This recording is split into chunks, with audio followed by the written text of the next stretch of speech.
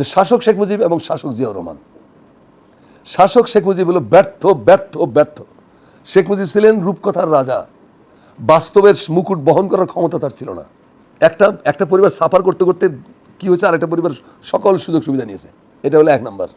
2 নম্বর point হলো যে শাসক শেখ মুজিব এবং শাসক জিয়াউর রহমান। শাসক শেখ মুজিব হলো ব্যর্থ ব্যর্থ ব্যর্থ। শেখ মুজিব ছিলেন রূপকথার রাজা, বাস্তবের মুকুট বহন করার ক্ষমতা তার ছিল না।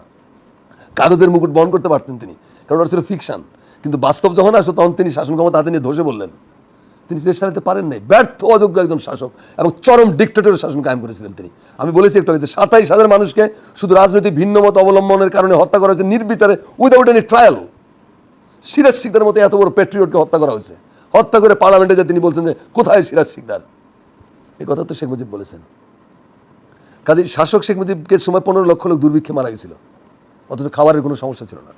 মুক্তিযুদ্ধের সকল চেতনাকে কবরস্থ করে 4th সংশোধনী দিয়ে সকল রাজনৈতিক দল সকল সংবাদপত্র ব্যান করে দিলেন। এক নেতা থাকবে, এক দেশ থাকবে, আমি আর আমার বাকশাল। এই তো শেখ মুজিব। তারপরে 15 আগস্টের একটা অস্বাভাবিক ঘটনা ঘটে গেল। কারণ তাজউদ্দিন বলছিলেন যে মুজিব ভাই আপনি যে বাকশাল করলেন, আপনি তো নেমে যাওয়ার কোনো পথ রাখলেন না, এ তো ব্লাড শেড ছাড়া আপনাকে তো উৎখাত করার আর কোনো রাস্তা থাকলো না।